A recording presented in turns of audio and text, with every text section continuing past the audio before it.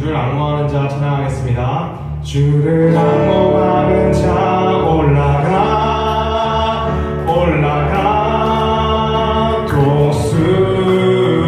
독수리같이 모든 삶이 이기고 일심 걱정 벗으며 올라가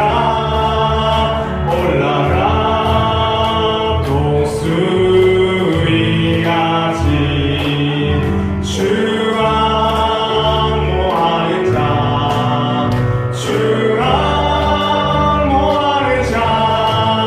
주 앙모하는 자 늘 가 2절입니다. 주를 기뻐하는 자 주를 앙모하는 자 올라가 걸어가 고단치 않네 모든 삶이 이기고 걸어가 고단치 않네 주 앙모하는 자 주 앙모하는 자 늘 가 3절입니다. 주를 앙모하는 자 달려가 비곤치 않네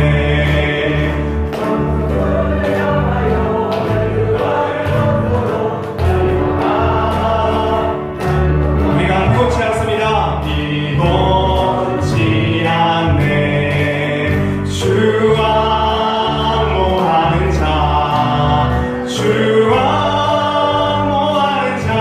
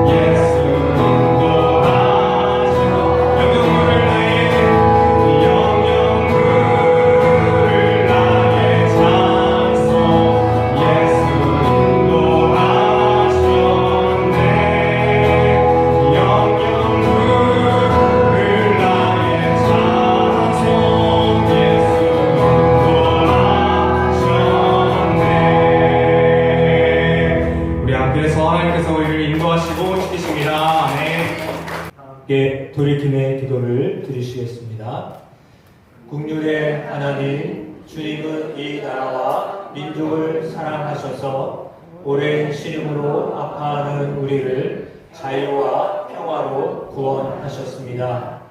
그러나 우리는 그 은혜를 당연한 것으로 누리면서 이 땅을 향한 주님의 계획을 신뢰하지 못했습니다. 압제의 밤을 지나 광명의 새 아침을 허락하셨지만 우리 마음에는 마음과 두려움과 냉소가 남아 있습니다. 요셉과 형제들의 화해를 그러워하면서도 내 형제를 아끼고 사랑하기에는 인색했으며 다른 생각을 가진 이를 원수로 여기며 화해의 길을 걷지 못했습니다. 이 시간 어리석은 백성에게 다시금 주의 음성을 들려주셔서 인애와 진리가 만나고 의와 화평이 서로 임하시는 날을 바라보게 하옵소서. 아멘. 참여하는 자들에게 주시는 복되신 하나님의 말씀을 들으십시오. 내가 만일 내 입으로 예수를 주로 시인하며 또 하나님께서 그를 죽은 자 가운데서 살리신 것을 내 마음에 믿으면 구원을 받으리라. 사람이 마음으로 믿어 의에 이르고 입으로 시인하여 구원에 이르느니라. 아멘. 함께 일어나셔서 찬송가 424장을 찬양하시겠습니다.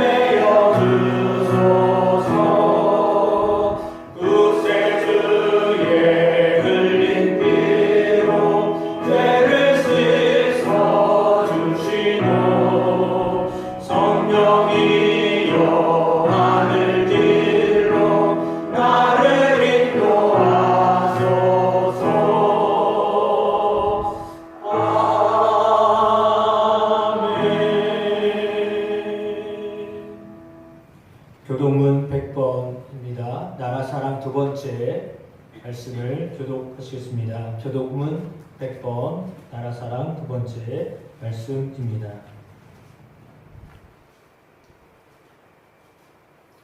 할렐루야. 내 영혼아 여호와를 찬양하라. 나의 생전에 여호와를 찬양하며 나의 평생에 내 하나님을 찬송하리로다. 귀인들을 의지하지 말며 도울 힘이 없는 인생도 의지하지 말지니 그의 호흡이 끊어지며 홀로 돌아와서 그날에 그의 생각이 소멸하리로다.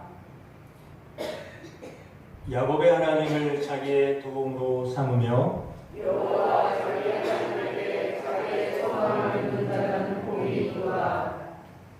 여호와는 천지와 바다와 그 중에 만물을 지으시며 영원히 진실함을 지키시며 억눌린 사람들을 위해 정의로 심판하시며 주님 자들에게 먹을 것을 주시는 이시로다. 여호와께서는 갇힌 자들에게 자유를 주시는도다. 여호와께서 맹인들의 눈을 여시며 여호와께서 비굴한 자들을 일으키시며 여호와께서 의인들을 사랑하시며 여호와께서 나그네들을 보호하시며 보화와 밥을 주시고 악인에게 이롭게 하시는도다. 아멘. 자리 앉으십시오.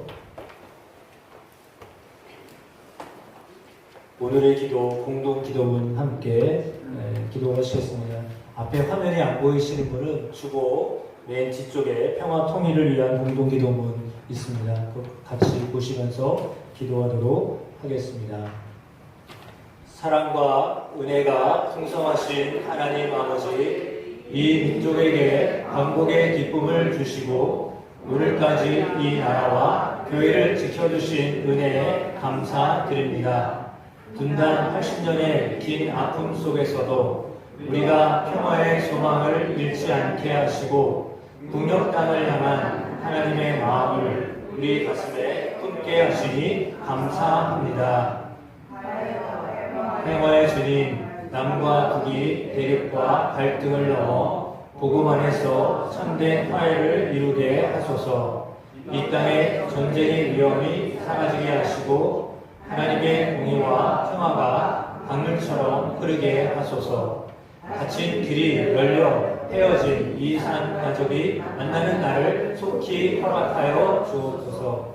회복과 부흥의 주님, 북녘의 동포들을 긍휼히 여겨주시고 그곳에 숨어 하나님을 예배하는 구루터기 성도들의 기도와 눈물을 기억하여 주소서. 과거 화려했던 평양의 영적 부흥이 다시 일어나고 북한에 무너진 교회들이 하나님의 은혜로 아름답게 재건되게 하소서. 역사의 주관자이신 하나님, 한국교회가 먼저 자복하고 회개하여 통일을 준비하는 충성된 도구가 되게 하소서. 분열된 세상을 치유하는 소금과 빛이 되게 하시고 온 성도가 사랑과 기도로 북한교회 재건에 기꺼이 헌신하게 하소서. 주 예수 그리스도의 이름으로 기도드립니다. 아멘.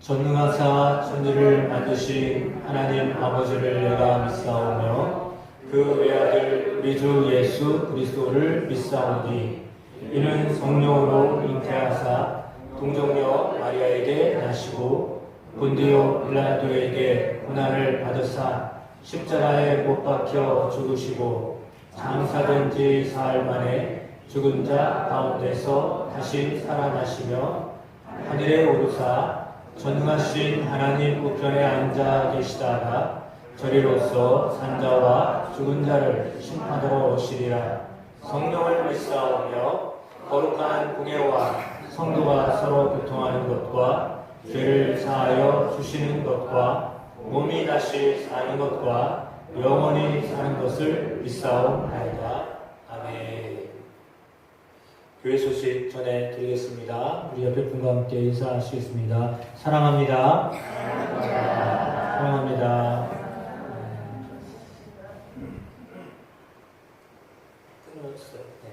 오늘은 성령 강림 후 11주 되는 날이고 북한 선교 주일입니다. 매년 우리가 함께 통일을 위하여서 기도하는 주일이라고 믿고 함께 같이 기도하셨습니다. 무더위에도 지켜주신 하나님께 감사드립니다. 나라를 위하여서 이번 주 토요일에 있게 될 작년 선교학교를 위해서 또 태양광 설치를 위해서 기도해 주시길 부탁드립니다. 1년 1독, 성경 1독 하시려면 하루에 3장 이상씩 성경 읽으셔야 됩니다. 읽고 계시죠?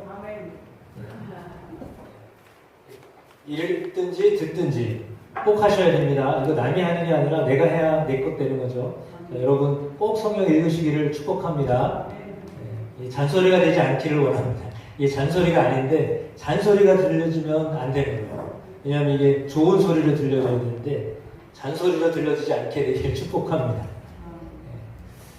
자꾸 좋은 소리도 자꾸 하면 잔소리가 되잖아요. 근데 잔소리가 되면 안 되는 거거든요. 좋은 소식으로 들려주셔야 됩니다. 작년 성경학교 8월 15일 날 오전 10시 있겠습니다. 이은숙 권사님께서 13일 날 무릎 수술을 하시거든요. 위에서 기도해 주시길 부탁드립니다. 기도해 주실 거죠? 꼭 기도해 주시길 부탁합니다. 1분이라도 좋습니다. 이은숙 권사님 무릎 수술 잘 하실 수 있도록 기도해 주시기를 부탁드립니다. 오늘 저희 처가에 식구들이 많이 왔습니다. 잠깐 일어나십시오. 원래 안 하려고 했는데 잠깐 일어나십시오. 많이 오셨기 때문에 크게 박수하겠습니다. 네, 감사합니다. 제가 오늘 예배를 준비하면서 되게 감사했던 게 저희가 처음에 여기 2012년 7월에 여기 왔을 때 한 5년인가 기억은 잘 정확히 안 나요. 근데 저희 처형 두 가정이 5년 정도 저희 교회 주일을 섬겼어요. 광주에서 여기까지. 그게 생각이 오늘 다시 생각이 나는데 너무 감사했던 것 같아요. 그때는 표현을 잘 못했는데 너무 감사해서 그거는 좀 새로 오신 분들은 모르잖아요, 그거를. 근데 저분들이 이 교회를 세우려고 5년 정도 여기를 매주 왔다니까요. 그리고 광도에 계신 분이 여기 빠지면 되겠어요, 안 되겠어요? 제가 이 말을 하려고 하는 거예요. 이렇게 또 여러분들에게 그렇습니다. 함께 예배하신 모든 분들을 주의 이름으로 축복합니다. 오늘 공동식사 김혜숙 권사님 섬겨주십니다. 20일 토요일 날 평신도 영성수련회가 하늘중앙교회에서 있겠습니다. 함께 참여해 주시고 은혜 받는 시간 되시기를 축복합니다. 매주 말씀 듣고 적용한 것들을 또 카톡이나 함께 나누시기를 축복합니다. 오늘 김영옥 권사님 안내 쓰셔야 되는데 몸이 안 좋으셔서 예배 같이 드리지 못하셨습니다. 위해서 기도해 주시길 부탁드리고요. 우리 이완학 장로님도 좀 어지러우셔서 단에 서기가 좀 불편하시겠다고 하셔서 오늘 할 수 없이 제가 이렇게 콘서트를 합니다. 처음부터 끝까지. 원래 의도는 아니었는데 이렇게 됐습니다. 다음 주 주일 기도는 박영복 권사님, 성경공부 인도자, 공동시사는 정금여 집사님, 교회 청소는 이완학 장로님, 유승기 권사님 감당해 주시겠습니다. AW 찬양남과 함께 찬양하시겠습니다. 오늘 함께 찬양할 곡은 온 마음 다해라는 찬양입니다. 우리가 삶을 살면서 비록 제가 오래 살진 않았지만 이렇게 회사를 다니고 일을 하고 하면서 되게 어려움이나 힘든 상황이 굉장히 많아요. 상사를 대할 때도 아니면 관계적인 문제 아니면 뭐 친구를 만날 때도 어떻게 지내냐 하면 어떻게 내가 얘기해야 될지 그런 어려움도 있을 수도 있고 아니면 뭐 가정에 대한 부분일 수도 있고 여러 가지의 삶의 문제들이 우리의 삶 속에는 너무나도 많습니다. 그래서 어쩔 때는 어떻게 살아야지 라는 생각을 합니다. 왜냐면 이런 것들도 말하기가 좀 제 성격상 애매하기 때문에 그래서 그럴 때마다 저는 하나님을 바라보고 기도를 합니다. 하나님 이런 상황 속에서 저는 어떻게 나아가야 할까요? 어떻게 저는 또 앞으로 일을 해야 될까요? 기도를 하는 것 같습니다.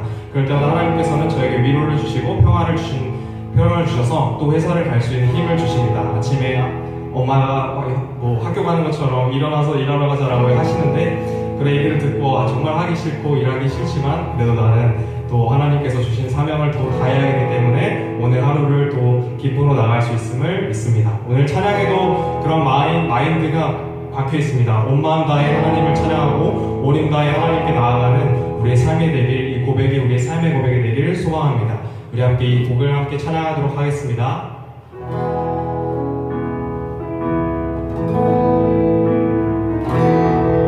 주님과 함께하는 이 고요한 시간 주님의 보좌 앞에 내 마음을 쏟네 모든 것 아시는 주님께 감출 것 없네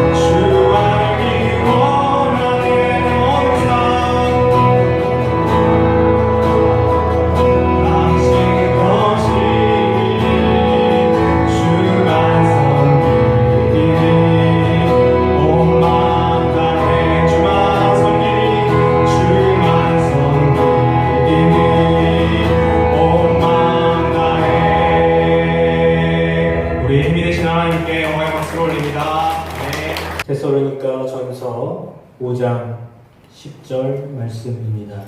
신약성경 332페이지 데살로니가 전서 5장 10절로 12절까지 11절까지 말씀 교독하시겠습니다. 예수께서 우리를 위하여 죽으사 우리로 하여금 깨어있든지 자든지 자기와 함께 살게 하려 하셨느니라.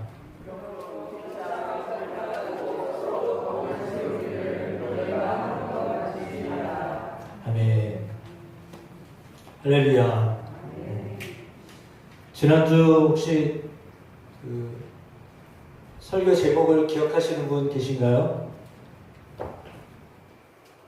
기억이 나도 뭐 얘기하기가 그러니까 손을 안 드시는 것 같습니다. 지난주 주보에 써있기를 연합과 성장 이렇게 되어 있습니다. 이번 주의 제목은 주님의 소원입니다. 여러분에게도 다 소원이 있죠. 우리 주님에게도 소원이 있습니다. 이 민족의 소원은 뭔가요? 통일입니다. 우리의 소원은 통일입니다. 그것을 우리가 소망하고 또 이루어질 것을 믿습니다. 통일을 위해서 계속 기도하시기를 축복합니다. 저의 느낌입니다. 저의 느낌은 몇 년 안 남은 것 같습니다. 몇 년 안 남은 것 같아요. 그래서 여러분이 열심히 기도하셔서 통일을 준비하는 마음이 저와 여러분 가운데 있게 되기를 축복합니다. 좀 위험한 발언이지만 몇 년 남지 않은 것 같습니다. 여러분이 여러분 세대에 보게 될 것 같은데 통일을 통하여서 여러분 가운데 하나님이 역사하시는 것을 보는 은혜들이 또 실제로 우리 가운데 있게 되기를 주의 이름으로 축복합니다. 예수님의 소원은 무엇일까요? 예수님의 소원은 무엇일 것 같습니까? 예수님이 기뻐하시는 것은 무엇일 것 같습니까? 예수님의 소원은 여러분들이 주일을 열심히 예배드리는 것입니다. 예수님의 소원은 여러분들이 하나님의 뜻대로 살아가는 것입니다. 예수님의 소원은 우리가 때로는 헌금을 많이 하는 것, 이게 예수님의 소원이 아니고요. 봉사를 많이 하는 것, 이게 소원이 아니고요. 하나님이 물론 이걸 할 수 있으면 좋죠. 헌금도 많이 해줄 수 있으면 좋고요. 구제도 많이 하실 수 있으면 좋고요. 봉사도 많이 하실 수 있으면 좋습니다. 그런데 그러지 않아도 하나님이 원하시는 것은 무엇일까요? 오늘 그것을 우리가 함께 말씀을 통하여 나누고 복된 시간 되기를 축복합니다. 하나님이 우리를 사랑하시는데요. 하나님 먼저 우리를 사랑하셨습니다. 그러니까 하나님에 대해서 관심이 없었던 적이 있었잖아요. 오늘 여러분들 모태신앙이 아닌 분들은 하나님에 관하여서 생각도 안 했던 분들도 계실 겁니다. 왜 교회를 가냐 이렇게 생각했던 분들이 계실 수도 있습니다. 그러니까 그런 생각을 가지고 있었을 때부터 하나님은 우리를 사랑하고 계셨습니다. 그러니까 우리가 하나님을 생각하지 않았던 그때에도 하나님은 우리를 생각하고 계셨고 우리를 사랑하고 계시고 지금도 여전히 하나님은 우리를 사랑하고 계십니다. 왜냐하면 하나님은 사랑이시기 때문입니다. 그러니까 하나님은 사랑이기 때문에 하나님은 우리가 하나님을 미워하거나 하나님을 믿지 않거나 하나님을 핍박하거나 하나님을 향하여서 어떤 마음을 가지고 있었던지 상관없이 하나님은 사랑하고 계셨고 지금도 사랑하고 계십니다. 그러니까 내가 어떻게 하나님 앞에 나오느냐에 따라서 하나님이 나를 어떻게 대하시느냐가 아니라 하나님은 여전히 하나님의 성품이 사랑이시기 때문에 내가 어떻게 하나님 앞에 어떤 모습으로 하나님 앞에 나오든지 하나님은 여전히 우리를 사랑하고 계십니다. 그것이 은혜입니다. 그러니까 우리가 어떤 반응을 하든지 상관이 없어요. 우리가 하나님을 향해서 열렬히 기뻐하며 찬양하며 예배하여도 하나님은 우리를 사랑하시고요. 우리가 대충 때우는 것 같아도 하나님이 우리를 사랑하셔요. 근데 사랑은 통할 때 그게 느껴지는 거예요. 사랑은 오고 가야 느껴지는 거예요. 그러니까 일방적으로 사랑을 하지만 그 사랑을 어떻게 받아들이냐에 따라서 아 내가 사랑을 받고 있구나라고 하는 것을 알 수 있는 거죠. 근데 그거를 받아들이지 못하고 있으면 사랑을 받고 있는데도 사랑을 받고 있는지를 모르고 사는 겁니다. 그러니까 여러분의 마음이 문이 활짝 열려져서 항상 하나님이 나를 사랑하고 계시구나 라고 하는 것들을 언제나 느끼게 되시기를 축복합니다. 그거는 뭐냐면 병이 들었어도 하나님은 여전히 사랑하시는 거예요. 하나님 병 들었다고 해서 하나님 나를 덜 사랑하신다라고 느껴질 수 있는데 그 느낌이죠.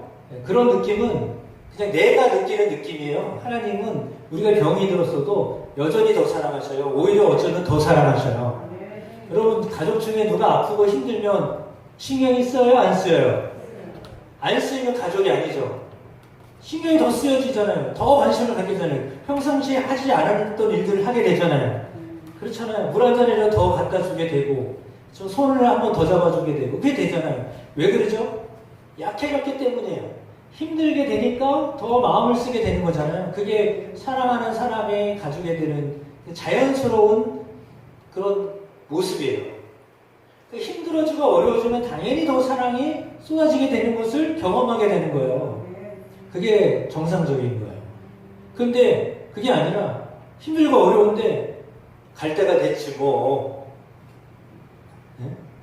나이가 지금 연세가 이렇게 되셨으니 가실 때가 됐으니 그냥 그렇게 가게 내버려둬요. 이거는 그 안에 사랑이 뭔지를 잘 모르는 거잖아요. 그러나 마음이 짠하고 계속해서 사랑해야 되겠다라고 하는 마음을 갖게 된다면 그건 정말 그 속에 사랑이 있는 것입니다. 그러니까 하나님이 우리를 바라보실 때 우리가 병이 들었어도 제대로 못 걸어도 제대로 말을 못 따라들어도 잘 볼 수 없어도 하나님이 우리를 사랑하십니다. 그러니까 때로는 우리의 상태 때문에 하나님이 나를 사랑하시는가 이거를 의심할 때가 있어요.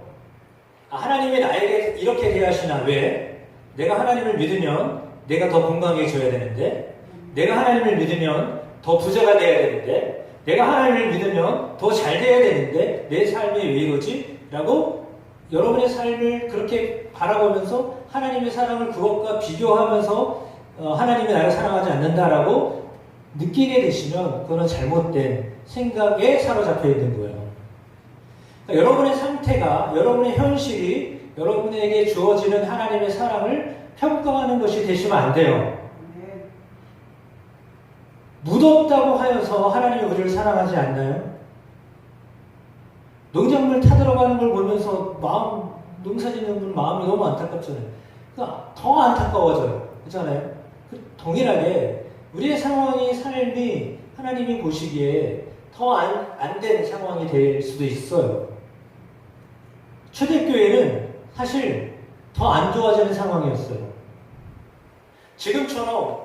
우리처럼 지금 우리가 느끼고 있는 이 시대 에어컨을 막 여기저기 다 틀어놔도 전원 떨어지지 않는 시대를 사는데 물론 정전이 되기도 하지만 근데 이렇게 편하게 살고 있는 이 시대는 예전에는 꿈도 못 꿨던 시대예요. 초대교회는요 어떻게 살았냐면요 신앙을 지키기 위해서요 동굴을 파고 살았어요. 왜요? 잡혀가면 죽으니까요.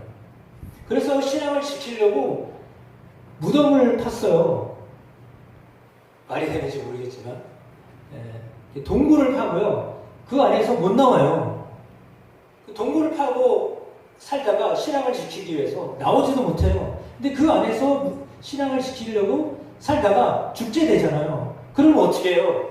옆에다가 무덤을 만들어서 거기를 안장시켜요. 그렇게 한 사람 한 사람씩 죽기 시작해요.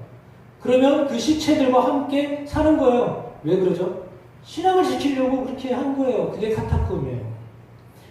초대교회는 그렇게 신앙을 지켰어요. 옆 사람이 죽어가는 걸 보면서도 바깥으로 못 나가거든요. 근데 나가지 못함에도 불구하고 그 안에서 또 땅을 파고 굴을 팔고 안장을 시키고 또 신앙을 지켜가면서 그렇게 신앙을 지킨 거예요. 어떻게 보면 어리석어 보이잖아요. 굳이 그렇게까지 할 필요가 있을까? 왜요? 그들이 믿고 있었던 것이 있기 때문이에요. 초대교인들이 믿고 있었던 게 있어요. 그게 뭐냐면 현실은 바깥을 나갈 수 없고 옆 사람이 계속 죽어가고 그걸 옆에서 보면서 막 흐르게 울 수도 없어요. 왜? 소리가 새어나갈까봐. 그럴 수도 없어요. 그렇게 안타까운 상황 속에서도 그들이 믿음을 지킨 것은요. 왜 그랬어요? 왜 그랬을까요? 천국에 대한 소망이 있었기 때문이에요. 그러니까 현실은 너무 암담해요. 무덤 가운데 살아야 되는 거예요. 동굴 속에 살아야 되는 거예요. 근데 그것이 전부가 아니라는 것을 믿었기 때문이에요. 그 말은 뭐냐면 현실은 너무 암울해요. 현실은 참으로 참혹해요. 아, 이렇게 예수를 믿어서 될까라고 생각하는 그런 상황이에요. 그러나 그럼에도 불구하고 그들이 그 믿음을 지켰던 것은 이 현실이 전부가 아니다라고 하는 것을 너무 명확하게 알았기 때문이에요. 그렇지 않으면 굳이 사람이 죽어가면 버젓하게 바깥에 나와서 매장하고 이렇게 해야 되는데 그것도 할 수 없는 상황에서 굴을 파고 계속해서 사람이 지하로 내려가면서 살게 되어진 것, 이거는요 그들이 이 땅이 전부가 아니고 하나님의 나라가 분명히 있다라고 하는 믿음이 있었기 때문이거든요. 여러분, 하나님의 나라가 분명히 있습니다. 그 하나님 나라를 믿기 때문에 신앙생활을 하는 겁니다. 그러면 뭐냐면 주님의 소원은 그 하나님의 나라에서 함께 만나기를 원하시는 겁니다. 그러니까 주님의 소원은 다른 것이 아니라 주님과 함께 영원히 만나고 싶은 겁니다. 근데 여기서 생각을 해보셔야 돼요. 누구랑 만나고 싶어요? 달콤한 사랑을 할 수 있는 사람과 만나고 싶죠. 만나면 짜증나는 사람하고 천년 만나를 같이 살 거라고 생각해 보세요. 그러면 만나고 싶어요? 생각도 하기 싫어요. 근데 사랑하고 싶은 사람, 사랑하고 있는 사람을 천년 만년 계속 보게 될 거를 믿기 때문에 그 주님이 영원히 나를 사랑하시는 그 주님이 지금 현실은 암울하고 죽어가는 현실이지만 그러나 영원히 나를 사랑하시는 그 주님이 계신 그곳에서 영원히 그 사랑을 나눌 수 있기 때문에 그것이 소망이 되는 거예요. 그러니까 이 현실이 여러분의 삶이 힘들고 어려워도 소망이 있는 것은 하나님의 나라에서 나를 사랑하시는 분이, 그러니까 나를 향하여서 짜증내는 분이 아니라, 나를 향하여 혼내시는 분이 아니라, 나를 향하여서 뭐라고 하시는 분이 아니라, 나를 향하여서 항상 격려하고 권면하고 위로하고 이렇게 하시는 그분이 나를 기다리고 계시기 때문에 지금 현실이 좋건 나쁘건 상관없이 그것이 소망이 되는 거예요. 그러니까 여러분, 주님을 만나는 것이 소망이 되시길 축복합니다. 그것은 예수님의 소원이면서도 우리의 소원이 되셔야 돼요. 아, 내가 영원히 그분과 함께 하겠다라고 하는, 왜? 나를 사랑하는 분이잖아요. 하나님이 우리를 사랑하시는 것은 십자가에서 분명하게 말씀하고 있어요.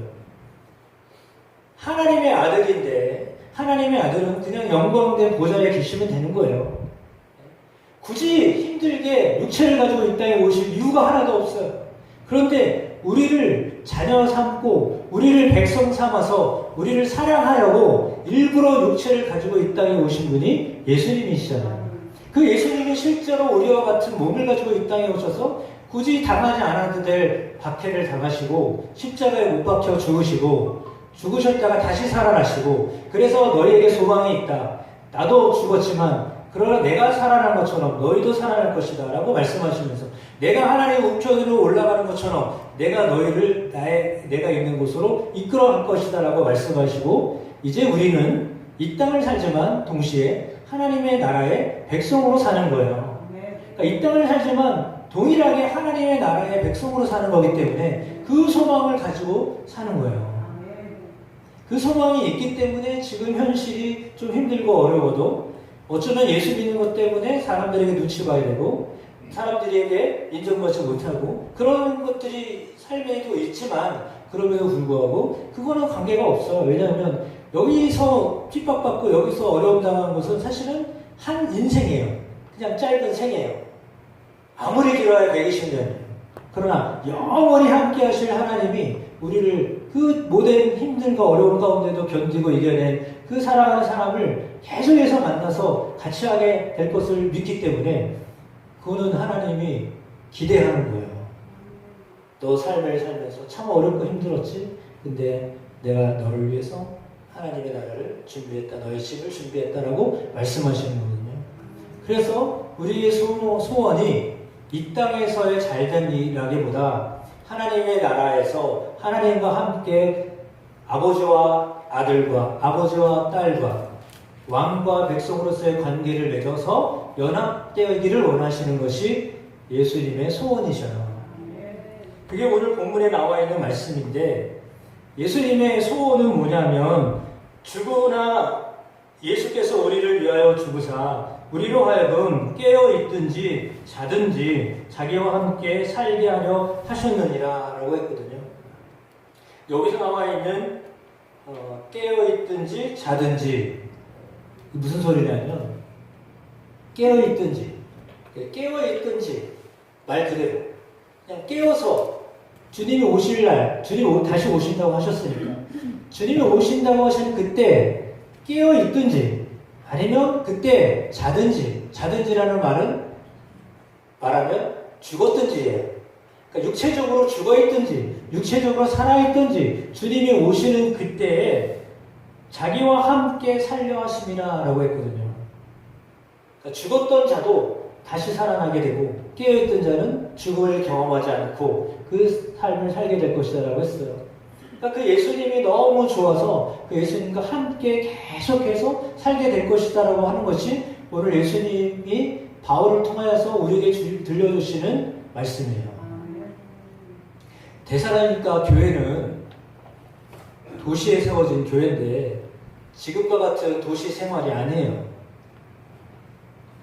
우리는 지금 이 수세식 화장실을 쓰고 수돗물이 잘 왔다 갔다 하고 하수구가 이렇게 발달된 곳에서 살고 있잖아요. 여기도 이제 상하수도 시설이 다 되고 이런 시대가 됐잖아요. 근데 그 당시에는요 5층 건물이 최고 높아요. 그럼 거기 엘리베이터가 있어요? 엘리베이터 없어요. 올라가고 내리락 하셔야 돼요. 엘리베이터가 없다니까요. 그러니까 올라가면서 내려가면서 뭐 운동은 했겠지만 그래요. 그 안에 화장실이 있을까요? 화장실이 없어서 요강 같은 걸 놓고 살았어요.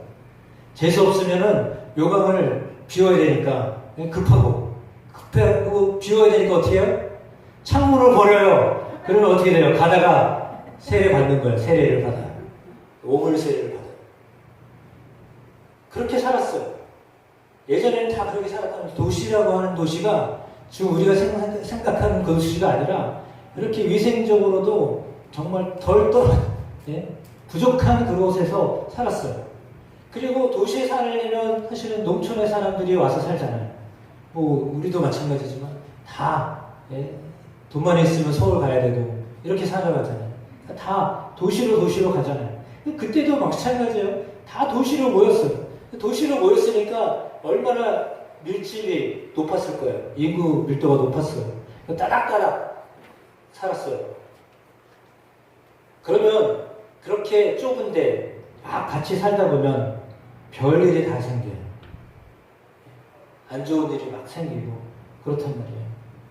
그러면 생각하기에 환상적이다 좋다라고 생각할 수 있지만 실상 생활은 힘들고 어려워요.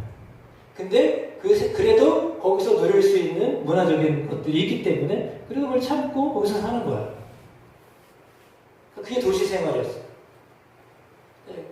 그런 생활 속에서도 하나님이 그들을 사랑하셨는데 오늘 예수님이 데살로니가 교회를 향하여서 말씀하실 때 너희가 안전하다, 너희가 평안하다라고 생각할 때에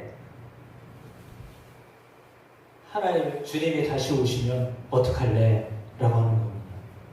왜냐하면 주님이 언제 오실지 모른다고 말씀하셨는데 어둠에 속한 사람은 갑자기 오게 되는 거고요. 빛에 속한 사람은 언제 오든지 준비가 되어 있기 때문에 걱정이 없어요. 근데 준비가 안 된 사람은 언제 오든지 아주 무서워요. 왜냐하면 준비가 안 됐기 때문에.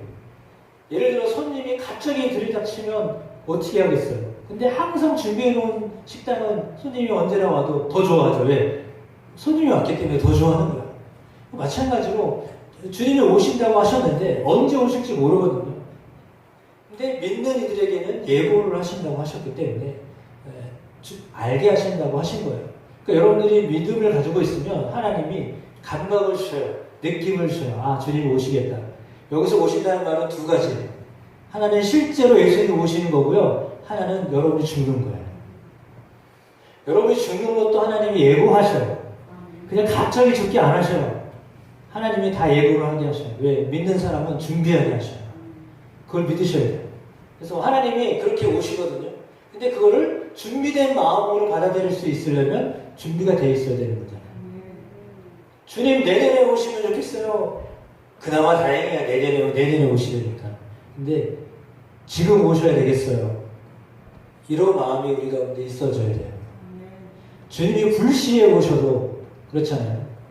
갑자기 오셨어도 주님을 맞이할 수 있는 마음이 여러분 가운데 있게 되시길 축복합니다. 그것은 내가 예수 아래 있다라고 하는 믿음이 있으면 준비된 것입니다. 데살로니가 교회는 하나님 아버지와 예수 그리스도 안에 있는 정체성을 가지고 살았어요.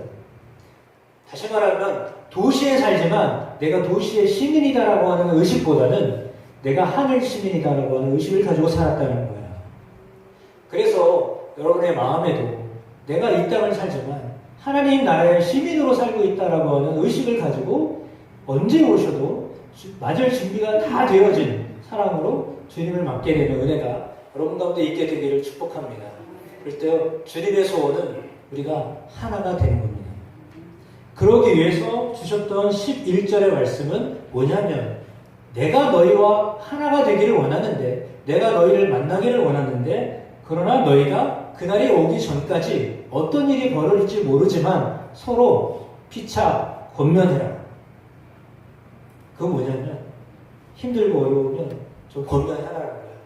주님이 언제 오실지 모르지만 좀 견뎌내라 라고 권면하라는 거죠. 그러니까 신앙이 좀 나태해지거나 조금 느슨해지면 그때 권면하셔야 돼요.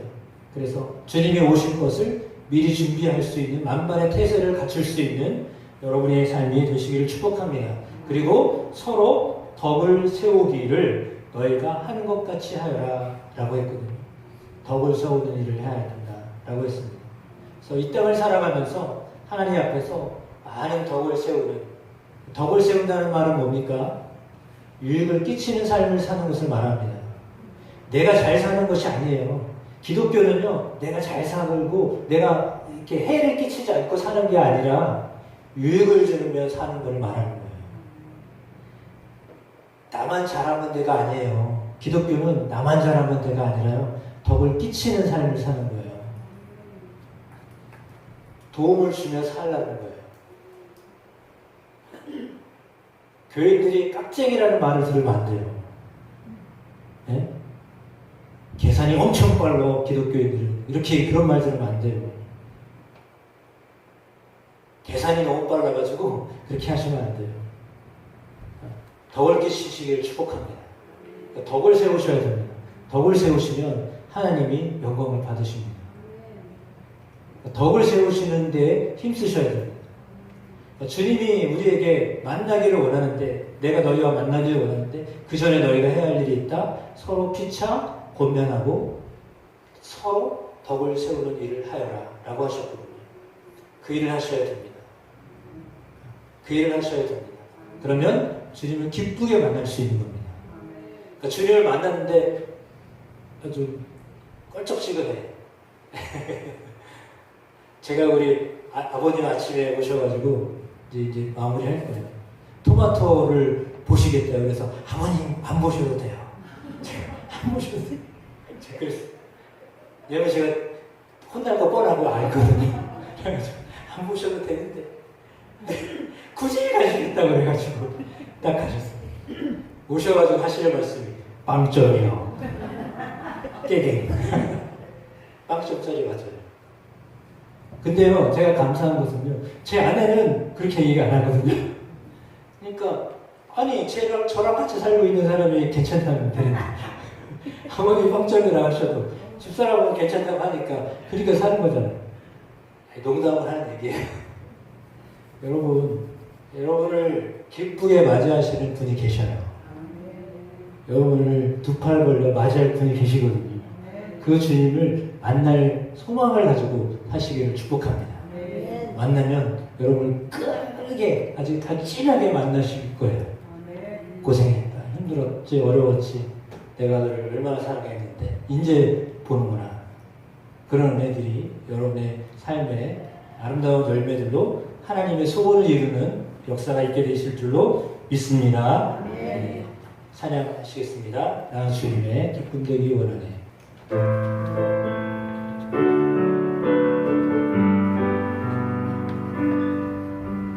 나 주님의 기쁨 되기 원하네.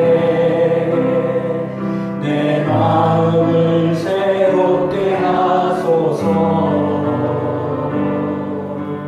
새 무대가 되게 하여 주사. 주님의 깊이 주게 하소서. 내가 원하는 한 가지 주님의 기쁨이 되는 것. 내가 원하는 한 가지 주님의 기쁨이 되는 것. 겸손히 내 마음 드립니다. 나의 모든 것 받으소서. 나의 맘 깨끗게 씻어주사.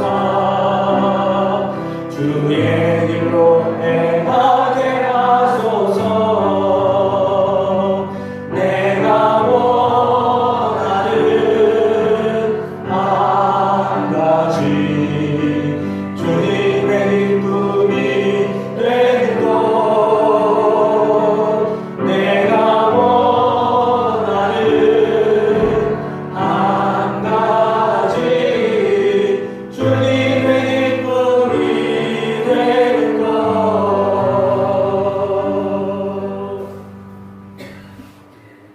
기도하시겠습니다.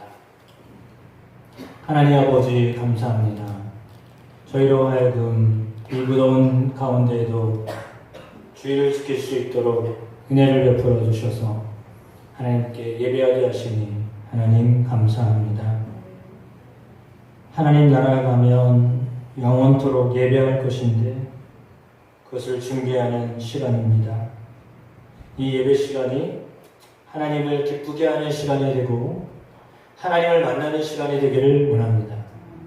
영원히 함께하겠다고 하셨던 예수님의 말씀을 상고합니다.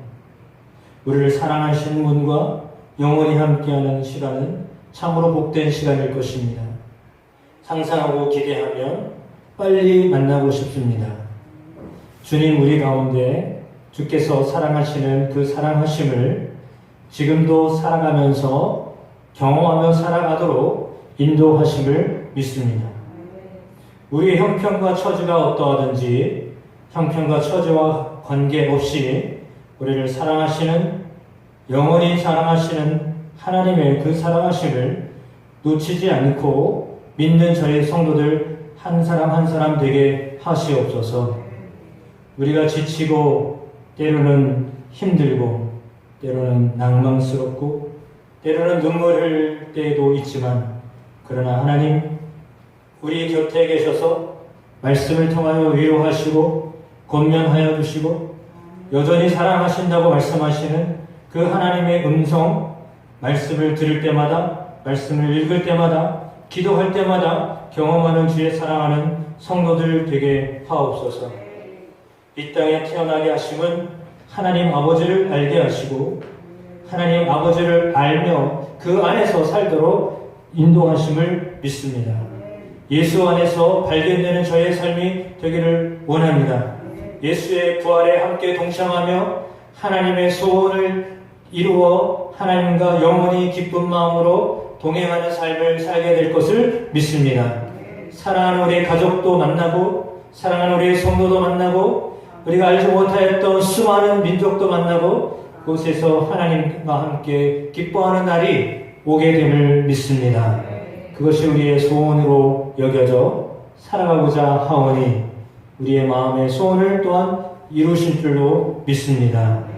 하나님 앞에 빈손으로 나오지 아니하고 마음을 드렸습니다. 시간을 드렸습니다. 물질을 드렸습니다. 하나님 기쁘게 받으시고 영광을 받아 주시옵소서. 하나님의 전에 나와 예배하며 교제하고 그리고 또한 우리가 서로 피차 말씀으로 믿음으로 권면하고 덕을 세우는 일을 감당할 때 하나님께서 우리 가운데 거하심을 알게 되는 아름다운 신앙 공동체 만들어가게 하여 주시옵소서. 때로는 마음에 외롭고 힘드는 성도들도 있을 텐데 주님 저들의 마음속에 동행하신다고 말씀하셨사오니 내가 홀로 있을 때에도 여전히 내 마음문에 문을 두드리시고 내게 오기를 원하시는 주님의 손길, 두드리는 손길을 경험하며 살게 하시고 그 주님과 연합하여 살아가는 우리의 마음의 평강과 하나님 주시는 기쁨이 충만한 삶을 살아가게 하시옵소서. 이제는 우리 주님 예수 그리스도의 은혜와 아버지 하나님의 그 크신 사랑하심과 성령님의 놀라운 역사하심이 예배하며 나아가는 주의 사랑하는 성도들 가운데 영원히 함께 하시기를 간절히 축원하옵나이다. 아멘.